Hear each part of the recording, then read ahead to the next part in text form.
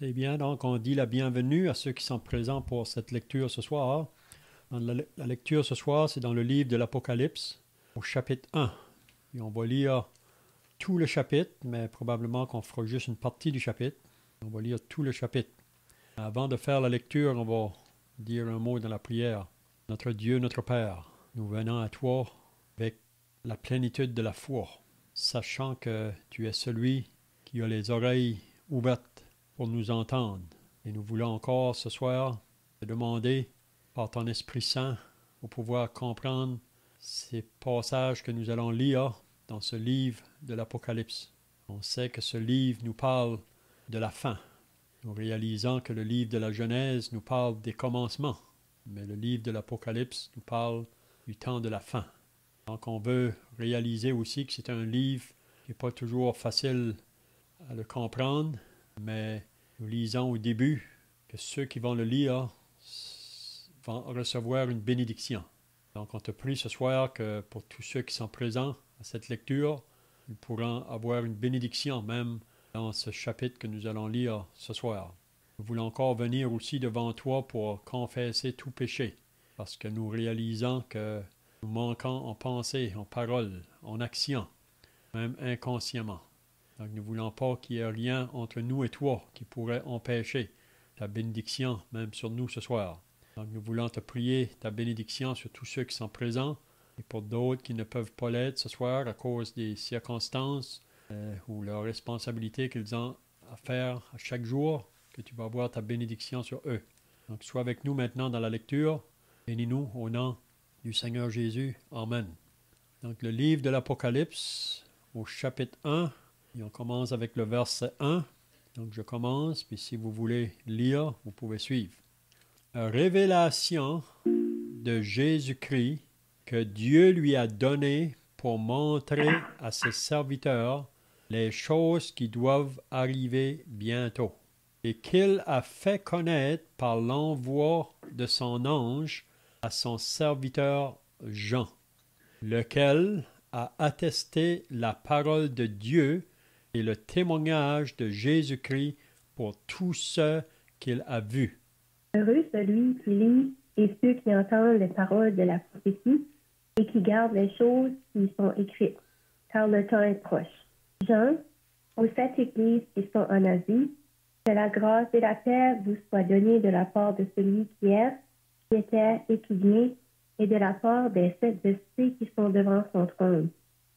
De la part de Jésus-Christ, le témoin fidèle, le premier-né des morts, le prince des rois de la terre, à celui qui nous aime, qui nous a délivrés de nos péchés par son sang, qui a fait de nous un royaume, un sacrificateur de Dieu, son Père, à lui soit la gloire, à la puissance, siècle des siècles. Amen.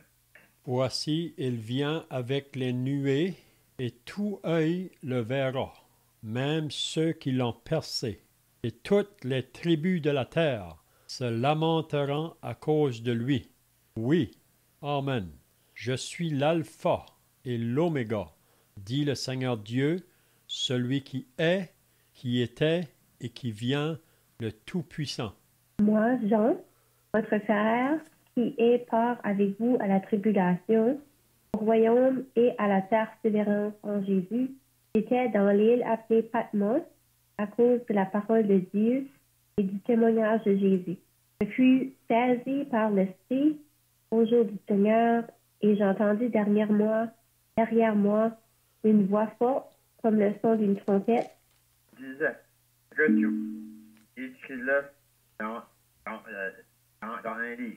Envoie-le aux 7 églises, à Smith, à Pergame, à Thyatire, à Sardes, à Philadelphie et à Laodicée. Je me retournai pour savoir quelle était la voix qui me parlait. Et après m'être retourné, je vis 7 chandeliers d'or. Pour ceux qui viennent de se Et au connecter, milieu des 7... je voulais juste dire pour ceux qui viennent de se connecter, là, on est dans le livre de l'Apocalypse au chapitre 1 et on est au verset 13. Donc, tu peux continuer. Et au milieu des 7 chandeliers, quelqu'un qui ressemblait à un fils d'homme, vêtu d'une longue robe et ayant une ceinture d'or sur la poitrine, Sa tête et ses cheveux étaient blancs comme de la comme de la laine blanche, comme de la neige. Ses yeux étaient comme une flamme de feu. Ses pieds étaient semblables à de l'airain ardent, comme s'il eût été embrasé dans une fournaise, et sa voix était comme le bruit de grandes eaux. Il avait dans sa main droite 7 étoiles. De sa bouche sortait une épée aiguë à 2 tranchants, et son visage était comme le soleil lorsqu'il brille dans sa force. Quand je le vis, je tombai à ses pieds comme mort. Il posa sur moi sa main droite en disant, « Ne crains point, je suis le premier et le dernier et le vivant. J'étais mort et voici, je suis vivant au siècle des siècles. Je tiens les clés de la mort et du séjour des morts. » Écris donc ce que tu as vu, qui est et ce qui doit arriver ensuite. Mystère des 7 toiles que tu as vues dans ma main droite, des 7 chandeliers d'or. Les 7 étoiles sont les 7 anges, les 7 églises. 7 chandeliers sont les 7 églises. Amen. Amen. C'est bien. Donc, dans les prochaines semaines, nous allons regarder ce livre de l'Apocalypse. On sait que ce livre vraiment nous révèle les choses de la fin. On dit que la Genèse nous révèle les choses du commencement, mais l'Apocalypse nous révèle les choses qui vont arriver à la fin. Et on sait qu'il y a beaucoup de choses dans le livre de l'Apocalypse pour nous qui sommes chrétiens, pour nous qui sommes associés au corps de Christ qui est l'Église. Il y a beaucoup de choses pour nous qui est dans le futur. Pour diviser le livre de l'Apocalypse, il se divise en 3 sections. Puis le verset 19 du chapitre 1 qu'on vient de lire là, nous dit comment il se divise. Donc si vous lisez au verset 19, ça dit « Écris donc les choses que tu as vues ». Ça, c'est la première section du livre de l'Apocalypse.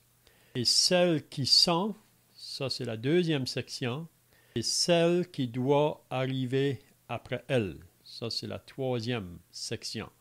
Donc les choses que tu as vues, c'est le chapitre 1. Celles qui sont, c'est le chapitre 2 et 3. Et celles qui doivent arriver après elle, c'est le chapitre 4 à la fin du livre de l'Apocalypse.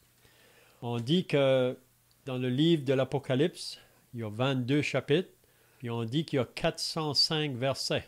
Mais dans ces 405 versets, on dit qu'il y a 285 versets qui sont des citations de l'Ancien Testament.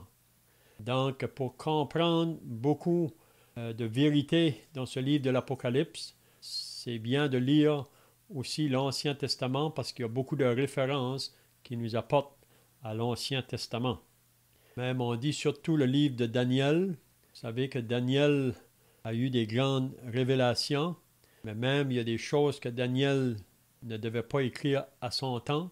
Mais on voit que Jean, lui, quand il va écrire, il révèle vraiment les choses là que Daniel ne nous a pas révélées. Donc il faut lire, si on peut dire, dans les 2 livres, Daniel et le livre de l'Apocalypse. Mais aussi dans plusieurs autres endroits dans l'Ancien Testament, il y a plusieurs citations qui sont mentionnées dans l'Apocalypse. Donc aussi, le livre de l'Apocalypse, c'est un livre qu'il y a beaucoup de personnes qui ne l'ont jamais lu. Mais le mot apocalypse, c'est un mot qui est bien connu dans le monde, parce que souvent, on va utiliser ce mot-là quand il y a des tragédies qui arrivent dans ce monde. Puis on va dire que c'est apocalypse ou apocalyptique. Donc c'est comme ça que beaucoup de gens vraiment savent à propos du mot apocalypse. Pour beaucoup de gens, c'est un livre fermé. Puis vraiment, nous qui sommes chrétiens, on devrait encourager ceux qui nous entourent, là, ceux qui n'ont jamais lu la Bible ou la parole de Dieu. C'est ça qu'on devrait faire, les encourager à lire ce livre-là. Parce que la Bible, qui est la parole de Dieu, il faut bien le dire, c'est la parole de Dieu. C'est vrai que ce sont des hommes qui l'ont écrit, mais ils ont été poussés par le Saint-Esprit pour écrire la parole de Dieu. Et Jésus a dit que le ciel et la terre vont passer, mais mes paroles ne passeront jamais. Donc la parole de Dieu est un livre éternel. Et c'est par elle aujourd'hui que le message de la bonne nouvelle est annoncé. Et pour tous ceux qui vont croire à cette bonne nouvelle, ils vont recevoir Jésus comme Sauveur et Seigneur, la parole nous dit qu'ils ont la vie éternelle. Mais pour tous ceux qui ne vont pas croire en Jésus pour le recevoir comme Sauveur et Seigneur, la parole de Dieu nous dit aussi leur place qui leur est réservée après cette vie. Parce que la parole de Dieu est bien claire, il y a deux chemins, il y a deux destinées. C'est pendant notre vivant qu'il faut faire la décision où on va être pour l'éternité, après notre vie passée sur la terre. Donc, le livre de l'Apocalypse, donc, c'est un livre que beaucoup de gens ne lisent pas, puis même une des raisons pourquoi que beaucoup ne lisent pas le livre de l'Apocalypse, ils disent que c'est un livre qui fait peur, et que c'est un livre qui parle beaucoup de catastrophes ou des choses terribles qui vont venir à la terre. Donc, beaucoup de gens ne veulent pas le lire. Mais il manque vraiment le but parce que le livre de l'Apocalypse nous parle beaucoup de bénédictions.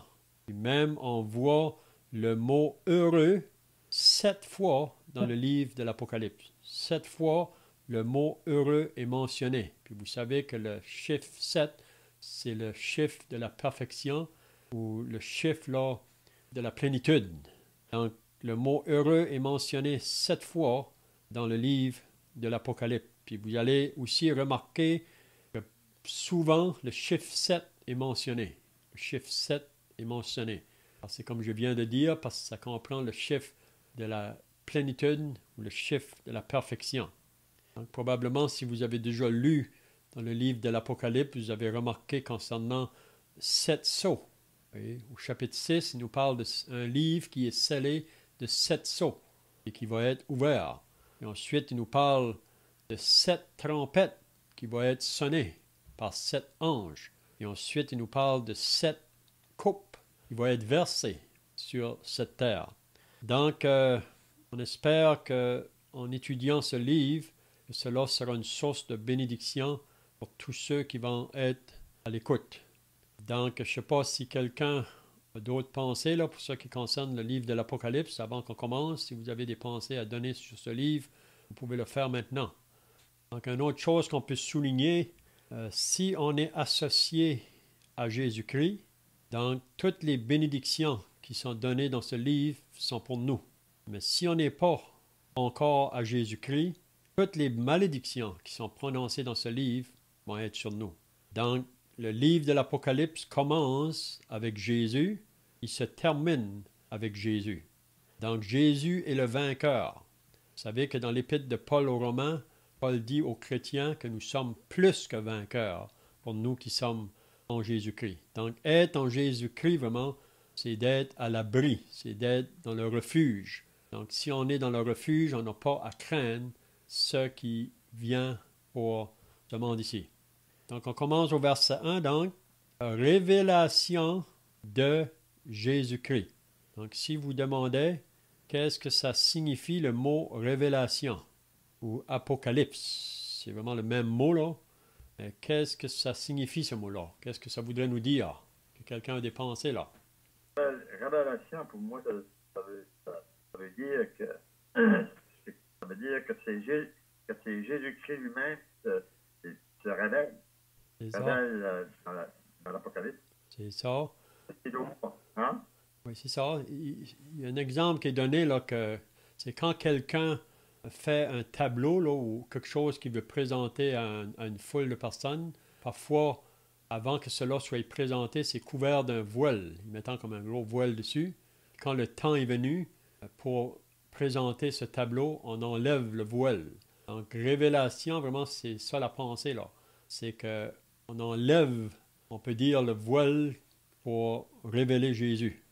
C'est Jésus-Christ, vraiment, il va être révélé dans ce livre. Puis on sait que, vraiment, la personne du Seigneur Jésus-Christ, c'est la personne centrale de toute la Bible. Parce que c'est de lui que l'Ancien Testament, les prophètes ont parlé, celui qui va venir. Et on sait que Jésus est maintenant venu, mais aussi qu'il reviendra de nouveau à la fin, de la tribulation là, pour venir établir son royaume sur la terre. Donc vraiment, la parole de Dieu vraiment nous révèle Jésus-Christ dans tous ces aspects-là. OK, donc révélation de Jésus-Christ que Dieu lui a donné. Donc premièrement, qu'est-ce qu'on voit ici? C'est que Dieu révèle ces choses à son Fils Jésus-Christ, parce qu'on sait que Dieu et le Seigneur Jésus-Christ sont un. Donc Dieu révèle à son Fils, si on peut dire. Et même le Seigneur Jésus pouvait dire, je fais tout ce que mon Père m'a demandé de faire. Et parce qu'ils sont un, donc Dieu, le Père, c'est lui qui fait les plans, si on peut dire, mais il révèle aussi toutes ces choses au Fils. Donc c'est bien de remarquer ici, premièrement, dans la révélation de Jésus-Christ que Dieu lui a donné à Jésus pour montrer à ses serviteurs les choses qui doivent arriver bientôt. Donc, quand il dit pour montrer à ses serviteurs les choses qui doivent arriver bientôt, qui sont ces serviteurs? Vous avez des pensées? Pas les serviteurs, c'est pas les disciples du Seigneur? Oui, on peut dire ça. Mais aussi, on peut dire que ces serviteurs, c'est chacun de nous qui sommes sauvés. Vous savez pas? Chacun de nous qui sommes sauvés, on est tous appelés des serviteurs de Dieu, parce qu'on a été sauvés pour servir. Donc, révélation de Jésus-Christ que Dieu lui a donné, premièrement à Jésus, pour montrer à ses serviteurs, ça veut donc dire que cette révélation-là, c'est pour tous les enfants de Dieu. Hein? Mais on voit qu'il va le révéler premièrement à Jean, à l'apôtre Jean. Mais comment qu'il va aller à Jean, c'est en passant par un ange. C'est ça qu'il dit, qu'ils doivent arriver bientôt et qu'il a fait connaître par l'envoi de son ange à son serviteur Jean. Donc, ces choses-là qui nous sont révélées, là, c'est pour tous ceux qui appartiennent au Seigneur Jésus. Puis comment qu'il va le révéler? C'est par Jean l'apôtre. Vous savez que Jean, à ce moment ici, il est très âgé. C'est le dernier des apôtres qui est toujours vivant. On dit qu'il avait ici environ 95 ans. Donc Jean, celui que le Seigneur Jésus avait appelé au début de son ministère public pour le suivre comme un apôtre, Jean était celui qui dit que Jésus aimait. Jean a écrit, si vous lisez dans le Nouveau Testament, 5 livres du Nouveau Testament. Il y a l'Évangile de Jean et les 3 épîtres et l'Apocalypse. Donc, c'est Jean à qui le Seigneur va révéler toutes ces vérités-là qu'on va voir dans ce livre de l'Apocalypse. Et ensuite, Jean, lui, va être responsable d'écrire ces choses-là aux 7 églises de l'Asie. Donc, des églises existantes dans le temps que Jean était là, qui vivait là. Et on va voir plus loin où Jean se trouvait quand il va avoir cette révélation-là. Mais il va avoir à écrire ça aux 7 églises. Puis ça comprend pour nous aussi aujourd'hui. Parce que nous faisons toujours partie de l'Église, de cette dispensation présente.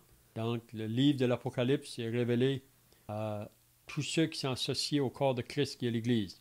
Donc, c'est dit au verset 2, « Lequel a attesté la parole de Dieu et le témoignage de Jésus-Christ, tout ce qu'il a vu. » Donc, Jean va écrire à ces 7 églises tout ce qu'il a vu.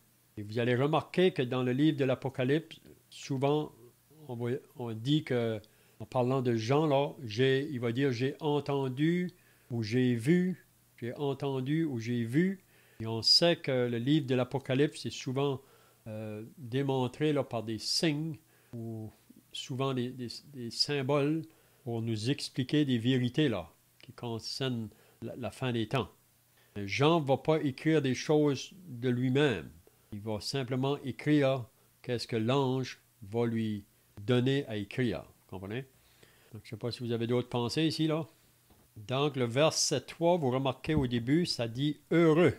Donc, ici, c'est le premier « heureux » qui est mentionné dans le livre de l'Apocalypse. Parce qu'il y a 7 fois le mot « heureux » mentionné dans le livre de l'Apocalypse. C'est comme j'ai dit au commencement, c'est heureux pour ceux qui ont accepté Jésus comme leur sauveur et Seigneur. C'est pour ça qu'on dit que ce livre, pour ceux qui sont sauvés, vraiment, apporte la bénédiction.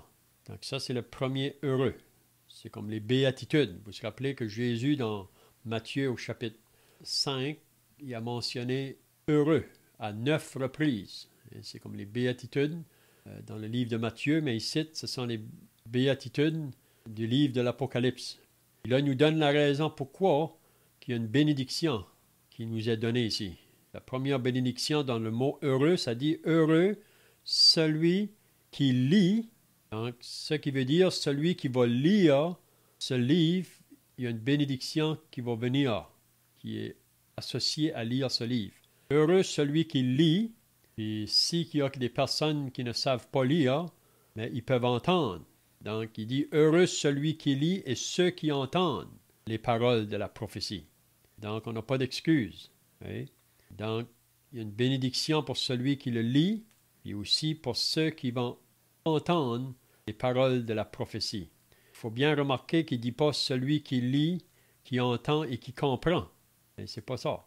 Donc, premièrement, il faut lire, il faut entendre les écrits de ce livre ici.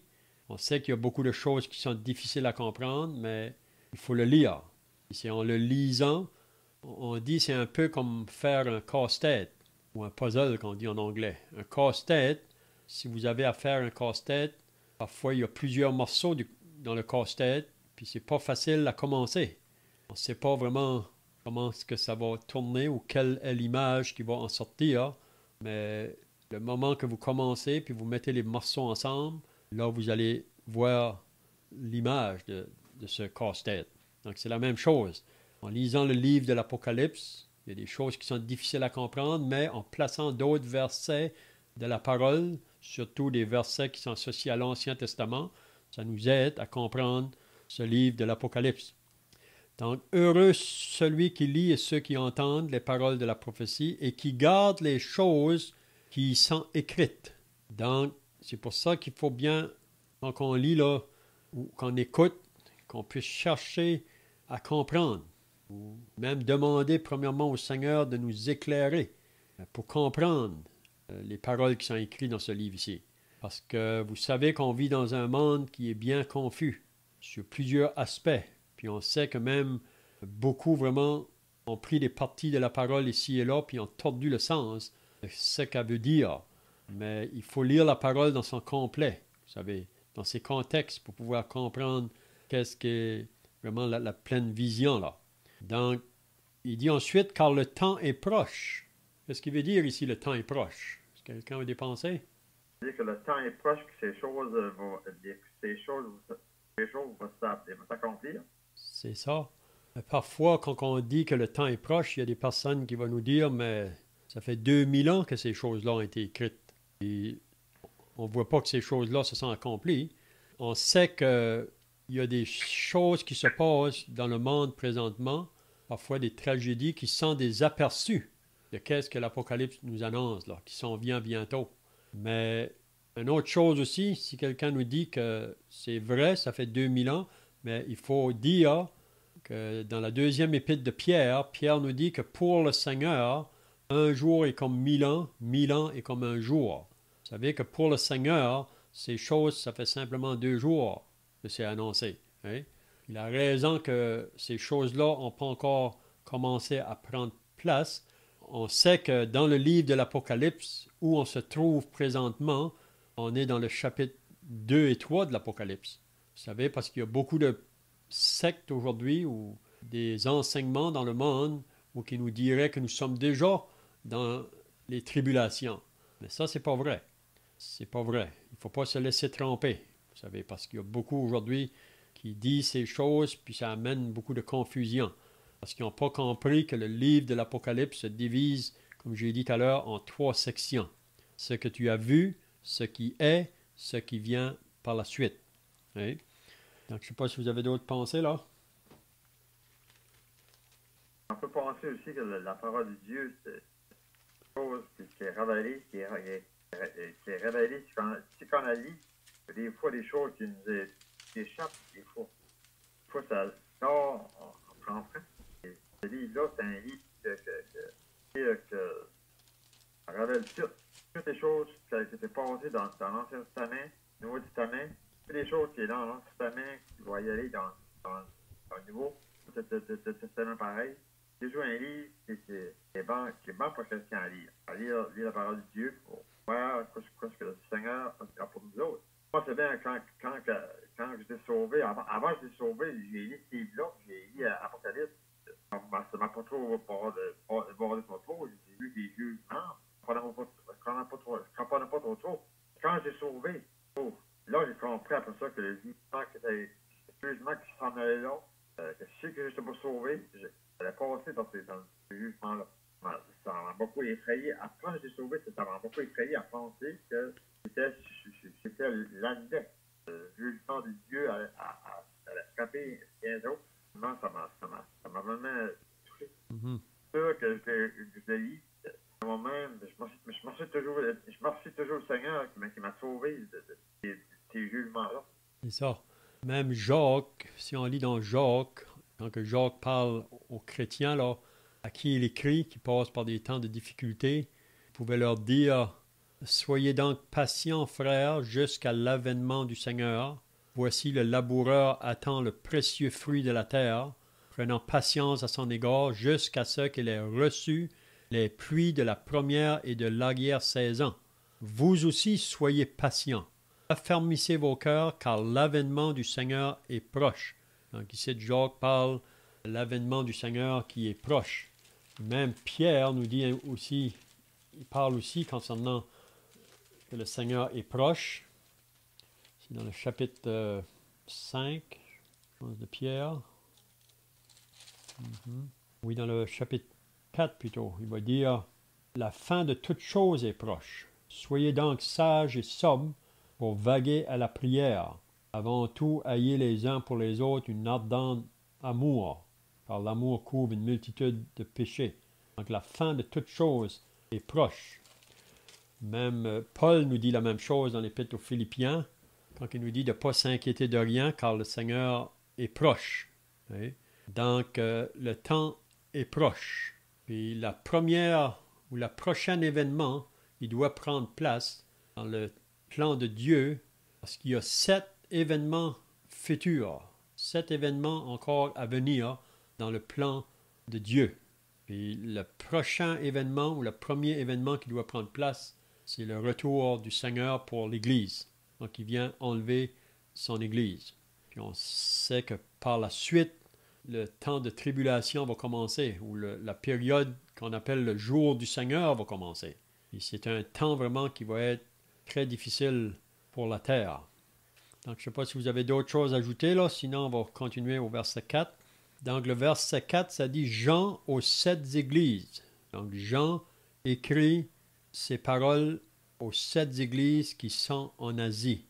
Et on sait que les 7 églises, si vous lisez dans le chapitre 2, vous allez lire concernant ces 7 églises. La première, c'est Éphèse, Smyrne, Pergame, Thyatire. Qu'est-ce qu'il dit ensuite? Sardes, Philadelphie et Laodicée. Donc, ce sont les 7 églises qui étaient existantes dans ce moment-là. Mais il ne faut pas penser que c'est seulement écrit, l'Apocalypse est seulement pour eux. Mais il comprend ces 7 églises-là, mais ça comprend aussi toutes les églises qui ont été établies depuis ce temps-là jusqu'à nos jours. Donc, c'est des vérités qui doivent être données ou enseignées au peuple de Dieu, qui est le corps de Christ, qui est l'Église.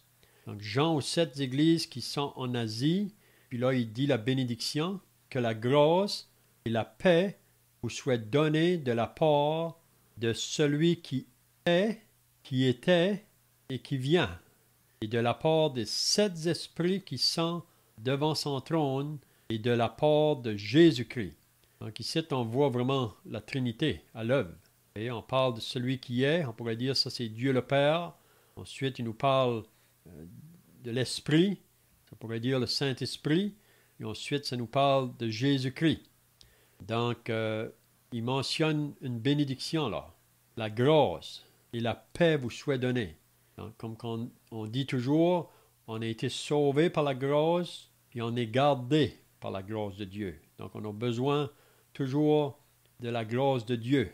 Et on a reçu au salut, mais elle nous poursuit jour après jour dans nos difficultés, dans nos détresses. Vous savez, les 7 églises ici, là, dont Jean devait écrire, c'était des églises qui passaient par des grandes persécutions.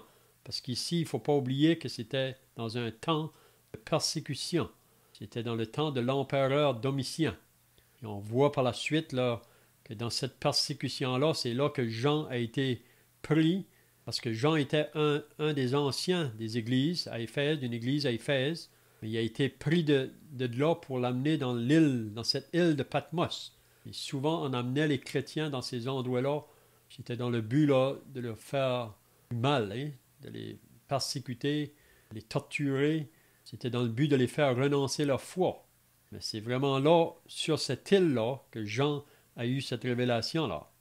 Donc la grâce et la paix. Donc ici aussi, ça nous parle de la paix. On a reçu la paix avec Dieu au jour du salut, mais ici, c'est plutôt la paix de Dieu. Dans nos vies de chaque jour, il y a beaucoup de choses qui voudraient venir pour nous enlever cette paix-là. Mais c'est pour ça qu'on doit être attaché à notre Seigneur, à notre Sauveur, puis qu'on puisse s'attacher à sa parole davantage, qu'on puisse aussi avoir un temps dans la prière avec lui, partager nos besoins à lui. Donc, vous souhaitez donner de la part de celui qui est, qui était et qui vient. Donc, ça comprend la Trinité vraiment, puis ça parle passé, présent et futur. Donc, si on parle du Seigneur Jésus, qui est aussi Dieu, il était, qui était et qui vient, de la part des 7 esprits qui sont devant son trône. Donc ici, quand il parle des 7 esprits, on avait dit au début que le chiffre 7 est souvent mentionné. Ici, c'en est un. Il a été mentionné, là, les 7 esprits qui sont devant son trône, ça nous parlerait de la plénitude vraiment du Saint-Esprit. Puis même, il y en a qui prennent Ésaïe chapitre 11, quand il nous parle là, à propos des 7 choses qui représentent le Saint-Esprit, là, un esprit de sagesse, d'intelligence, de force. Si vous voulez lire ça dans Ésaïe chapitre 11, ça c'est mentionné. Donc, je ne sais pas si quelqu'un a d'autres choses à ajouter ici, là. Donc, le verset 5, de la part de Jésus-Christ, et de la part de Jésus-Christ, qu'est-ce qu'il dit à propos de Jésus-Christ? Le témoin fidèle. Donc, Jésus-Christ est le témoin fidèle. Il n'a pas eu d'autre comme lui, parce que lui est le témoin fidèle dans la perfection. Il n'a jamais manqué dans sa fidélité. Il est le seul. Donc, c'est pour ça qu'il est appelé le témoin fidèle dans tous les aspects là. Il témoin fidèle envers son Père vraiment, dans les choses que son Père lui a demandé de faire. On sait que Jésus a choisi volontairement de venir sur cette terre et même donner sa vie. Il a donné. Personne qui l'a ôté sa vie. Il dit, je donne ma vie et je peux la reprendre. Mais il était le témoin fidèle. On est tous appelés à être des témoins fidèles, comme nous qui sommes sauvés, mais on peut tous confesser que nous manquons toujours à cause de la nature charnelle en nous, qui est contraire à faire la volonté de Dieu. Donc Jésus, c'est le témoin fidèle. Est-ce que quelqu'un a d'autres choses à ajouter ici? On peut penser que le Seigneur Jésus, il nous révèle fidèlement toute la vérité. Le Seigneur, il nous révèle la vérité. Pour ça, il dit, il a été le premier à ressusciter des morts, il ne mourra plus jamais. C'est le premier à ressusciter des morts, puis il ne mourra jamais. Tu pensé là-dessus d'ailleurs un peu? Comment? Tu as pensé là-dessus un peu? Oui, c'est ça. Le premier-né des morts, c'est vrai que Jésus est mort, mais il est le premier à être ressuscité. Et pour jamais plus mourir. On sait qu'il y a eu des résurrections dans la parole de Dieu, des personnes mortes, comme Lazare est mort. Il a été ressuscité, mais il est mort de nouveau par la suite. Jésus, lui, est le premier qui est rentré dans la mort et qui est ressuscité pour toujours. Ça ne va jamais être répété, là. Il est le premier. Puis le prince des rois de la terre, ça veut dire qu'il est le prince des rois, il est le plus élevé de tous les rois de la terre. Il est le roi des rois et le seigneur des seigneurs. Donc le prince des rois, ça veut dire qu'il est le niveau le plus haut, le plus élevé. Donc le Seigneur, quand il est venu parmi les hommes, il a pris la place très basse. Même les hommes l'ont méprisé, l'ont rejeté comme quelqu'un de rien. Mais vraiment, c'est lui qui va avoir le dernier mot. Il y a eu le premier mot, il y aura le dernier mot. Et un jour, tous ceux qui refusent de le confesser comme Seigneur et Sauveur dans leur vie, un jour, ils devront le faire, mais il sera trop tard pour eux, parce qu'ils ne l'auront pas fait pendant leur vie. Parce que Paul nous dit dans l'Épître aux Philippiens que tout genou va fléchir un jour devant le Seigneur Jésus pour reconnaître que c'est lui, le Seigneur des Seigneurs et le Roi des Rois. Donc à celui qui nous aime, donc il nous a aimés, il continue à nous aimer, puis il va nous aimer toujours. Et même pour ceux qui ne sont pas encore sauvés, ceux qui n'ont pas encore cru à la bonne nouvelle, il faut bien comprendre que Dieu vous aime. Et on a le passage dans Jean 3,16, car Dieu a tant aimé le monde, qu'il a donné son Fils unique, afin que quiconque croit en lui ne périsse point, mais qu'il ait la vie éternelle. Celui qui nous aime. Et ici, Jean écrit plutôt aux croyants, là, pour leur dire que celui qui nous a aimés continue à nous aimer. Il va nous aimer toujours. Mais il aime aussi ceux qui n'ont pas encore cru en son Fils. Son désir, c'est qu'ils croient en son Fils. Ils viennent à la repentance et à la foi pour recevoir son Fils. Même qu'on lit dans Romains 5, Dieu prouve son amour envers nous en ce que lorsque nous étions encore des pécheurs, Christ est mort pour nous. Donc à celui qui nous aime, qu'est-ce qu'il dit après? Qui nous a délivrés de nos péchés. Donc ici, c'est vraiment le message de l'Évangile. Et Dieu nous a aimés. Comment il a prouvé son amour? C'est en envoyant son Fils. Et pour ceux qui ont cru en lui, il nous délivre. Il nous a délivrés de nos péchés. Et comment ce qu'il a fait? C'est en donnant sa vie, par son sang. Sa vie a été donnée, son sang a été versé. Donc, il n'y a personne qui est exempt. Le message de l'Évangile est pour tous. Pas d'importance où on vient, dans quelles conditions on est. La parole est très claire. Nous sommes tous nés pécheurs. On a tous besoin de venir à Jésus pour avoir nos péchés effacés.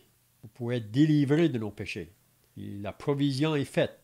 C'est son sang. La seule chose que Dieu demande aux pécheurs, c'est de le recevoir, de croire en cela. Oui? Il nous a délivrés de nos péchés par son sang. Qu'est-ce qu'il dit après? Et qui a fait de nous un royaume de sacrificateurs pour Dieu son Père. Donc c'est ça qu'il a fait avec nous qui sommes associés à l'Église qui est le corps de Christ. Il a fait de nous un royaume de prêtres. Donc tous ceux qui sont sauvés, ils sont appelés prêtres ou même prêtresses. Et ça comprend le mâle et la femelle. Il a fait de nous un royaume de sacrificateurs pour Dieu son Père. C'est beau. Vous savez, tous ceux qui sont sauvés ont Jésus comme roi dans leur cœur. Vous savez, le royaume de Dieu est vraiment en mystère présentement, parce qu'il n'est pas encore, Jésus ne règne pas encore sur la terre. Bientôt, il va venir pour établir son royaume. Mais tous ceux qui ont cru en lui, le royaume, on peut dire, habite dans le cœur de chacun de ceux qui ont cru au Seigneur Jésus, parce qu'il est le roi de ce royaume-là. Donc, qui a fait de nous un royaume de sacrificateurs pour Dieu son Père, à lui soit la gloire. Donc, c'est toujours en parlant de Jésus, là. À lui soit la gloire et la puissance au siècle et des siècles. Amen. Donc, tout va à lui. C'est ça que le Père veut, que tout soit soumis à son Fils. Hein? Je ne sais pas si vous avez d'autres choses à ajouter ici. On pense de l'ayant de délivrer, là. Pensez que ça a lavé son sang. Ça a lavé de nos péchés par son sang. Pour délivrer, c'est une chose en bas qui dit, c'est ça a lavé. C'est ça. Il y a des sacrificateurs, des sacrificateurs pour Dieu. C'est vrai que quand on parle dans l'Ancien Testament, il y avait beaucoup de sacrificateurs. Sacrificateurs pour Dieu. Là, il nous met un stade haut, pensant qu'à cause du Seigneur Jésus, dans la vie de nos péchés, il nous a fait de nous un royaume. Des sacrificateurs pour Dieu. Comment il nous prend comme quand il était à si bon, maintenant il nous met haut. Au Seigneur Jésus. Hein? C'est ça. Quand on dit qu'on est des sacrificateurs ou des prêtres, ça veut dire qu'on est là. Il nous place là dans le but qu'on le serve là. Parce que si on lit concernant les sacrificateurs de l'Ancien Testament, c'était toujours eux qui servaient. Et donc, c'est ça que ça veut dire vraiment. Et il y a différents aspects aussi là, dans le service que ça comprend, comme des sacrificateurs. Mais à lui soit la gloire, la puissance au siècle et des siècles. Tout appartient à lui vraiment. Oui, Donc c'est le ça. verset 7 et 8, on va terminer là avec ces deux versets-là. Voici, il vient avec les nuées. Donc, ce Jésus qui est parti va venir. Il a promis. Et si vous lisez dans Jean 14, les disciples étaient troublés là, à la pensée qu'il allait les quitter. Et Jésus leur a dit ces paroles ici, que votre cœur ne se trouble point. Croyez en Dieu et croyez en moi. Il y a plusieurs demeures dans la maison de mon Père. Si cela n'était pas, je vous l'aurais dit, je vais vous préparer une place. Et lorsque je m'en serai allé et que je vous aurai préparé une place, je reviendrai, afin que là où je suis, vous y soyez aussi. Donc Jésus a promis à ses disciples, avant de partir, qu'il allait venir de nouveau. Il allait venir de nouveau. On lit dans les Actes des Apôtres, ça c'est après sa résurrection, quand il a parlé à ses disciples là, pour la dernière fois, avant de partir au ciel, ça dit qu'il leur a dit, vous allez recevoir une puissance, le Saint-Esprit qui va venir sur vous, et vous serez mes témoins dans Jérusalem, dans la Judée, dans la Samarie et jusqu'aux extrémités de la terre. Ça dit, pendant qu'il leur disait ces choses, il a été enlevé du milieu d'eux. Donc les disciples l'ont vu partir. Et il montait. Et pendant qu'ils regardaient, en le voyant partir, là, il y a deux hommes qui sont venus. C'est des anges pour leur dire que ce Jésus que vous voyez partir reviendra de la même manière. Donc, même s'il y a beaucoup de gens qui veulent le douter ou qui ne veulent même pas le croire, bientôt, Jésus va se présenter. On sait que sa venue comprend deux aspects, sa deuxième venue. Premièrement, il vient pour l'Église. Ça, c'est seulement ceux qui ont cru en lui qui vont expérimenter cela quand il vient pour chercher son Église. Mais 7 ans plus tard, à la fin de la tribulation, ici, c'est vraiment là le verset 7. Là, quand il vient avec les nuées, c'est quand il vient à la fin, là. Et on sait que l'Église va venir avec lui. Voici, elle vient avec les nuées et tout œil va le voir. Donc, le monde entier va le voir, même ceux qui l'ont percé. Ça veut dire que tout va le voir quand il va venir. Et toutes les tribus de la terre se lamenteront à cause de lui. Il y a beaucoup de personnes qui vont se lamenter dans ce temps-là, quand ils vont le voir, parce qu'il y en a beaucoup qui ont refusé de croire en lui, qui ont refusé de croire à la bonne nouvelle. Mais pour ceux qui ont cru en lui, ça va être un jour de joie, ça va être un jour de fête, si on peut dire. Hein? Mais il y en a beaucoup qui vont se lamenter. Oui, amen. Ça veut dire, c'est vrai. Il ne faut pas douter ces paroles-là. Jésus vient. Il vient sur les nuées. Tout œil va le voir. Il n'y a personne qui va échapper. Et ça, il y a des références à ça même dans l'Ancien Testament, là. Donc même, c'est là que Israël vont reconnaître que celui qui ont percé, c'était lui, le Messie. C'était lui leur sauveur. Et on sait qu'il y en a beaucoup de la nation d'Israël qui seront sauvés quand il va se présenter à ce moment-là. Qu'est-ce qu'il dit? Je suis l'alpha et l'oméga. L'alpha, c'est le commencement des lettres. Alphabet, le A. L'oméga, c'est le Z, la fin. Donc Jésus dit, moi je suis l'alpha et l'oméga, le commencement et la fin. C'est lui qui a parlé le premier, c'est lui qui va parler le dernier, qui aura le dernier mot. Donc je suis l'alpha et l'oméga, dit le Seigneur Dieu, celui qui est, qui était et qui vient, le Tout-Puissant. Donc ici, c'est vraiment des paroles qui devraient réjouir le peuple de Dieu.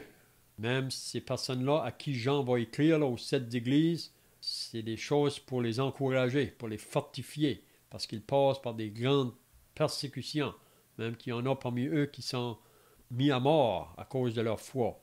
Donc, l'espérance du croyant, c'est le retour du Seigneur Jésus-Christ. Donc, il vient premièrement pour l'Église, et ensuite il viendra 7 ans plus tard pour combattre l'Antichrist et le faux prophète. Et ensuite, il y aura le jugement des nations qui va prendre place. Puis ensuite, il va établir son royaume sur la terre pendant 1000 ans. Donc, c'est vraiment un futur qui est vraiment beau pour ceux qui ont cru en lui. Pour ceux qui n'ont pas cru, c'est un futur qui est vraiment triste. Je ne sais pas si vous avez d'autres choses à ajouter avant de terminer là. Sinon, on va terminer par la prière. Je pense, verset 7, parce que il dit, ils tous le verront, oui, même ceux qui l'ont transpercé. On dirait que c'est plus comme l'autre verset dit qu'il l'ont percé. Ici, il dit qu'ils l'ont transpercé. Les nations perceront des flammes de chagrin et de terreur lorsqu'ils arriveront. Beaucoup de savoir. Il va se passer beaucoup là, parmi les nations. Ils perceront des lampes de chagrin et de terreur arriveront. Je pense que c'est là qu'ils l'ont percé. De 2000 ans. Il en voir le Seigneur. Ça va être terrifiant pour eux.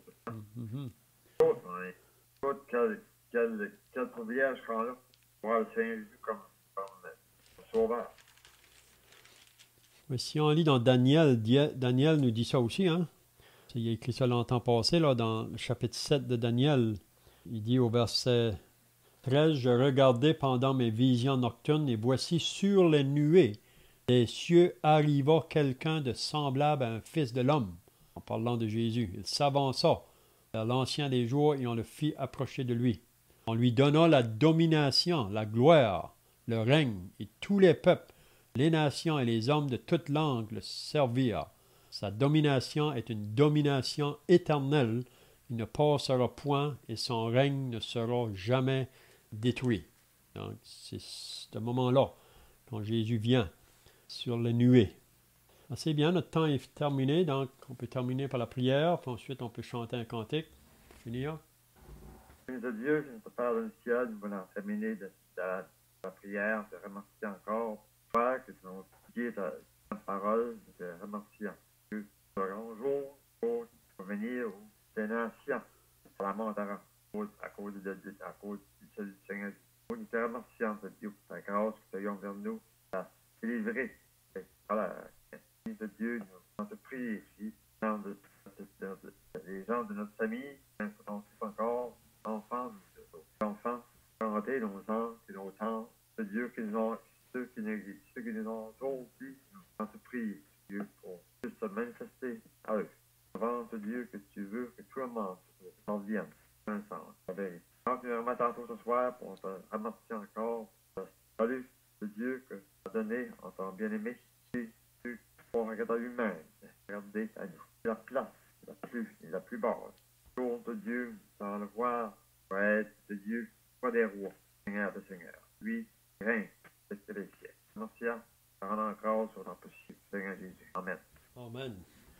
Donc on peut chanter le cantique 208, si vous voulez, le chant des rachetés. Bientôt Jésus va nous prendre auprès de lui dans le ciel.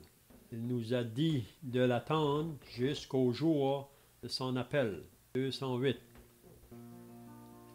Bientôt Jésus va nous prendre auprès de lui dans le ciel.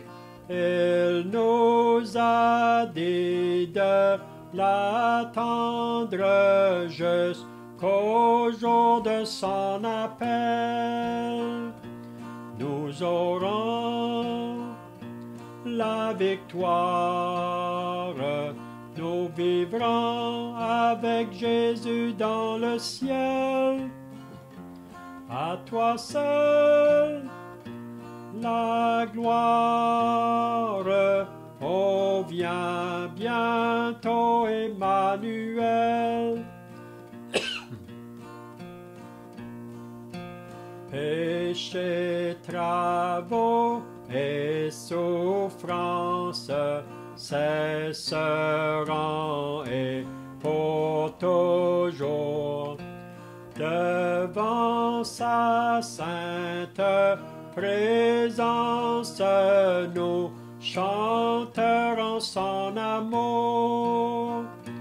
Nous aurons la victoire. Nous vivrons avec Jésus dans le ciel. À toi seul la gloire. Oh, viens bientôt, Emmanuel. Combattant avec courage, attendant ce jour heureux, et chantant malgré l'orage, nous serons victorieux. Nous aurons la victoire. Nous vivrons avec Jésus dans le ciel. À toi seul la gloire. Oh, viens bientôt, Emmanuel. C'est bien, dis le bonsoir à chacun, puis à la semaine prochaine, si Dieu le veut. Bye bye. Bye. Alors, ça. Salut, merci, bonne soirée.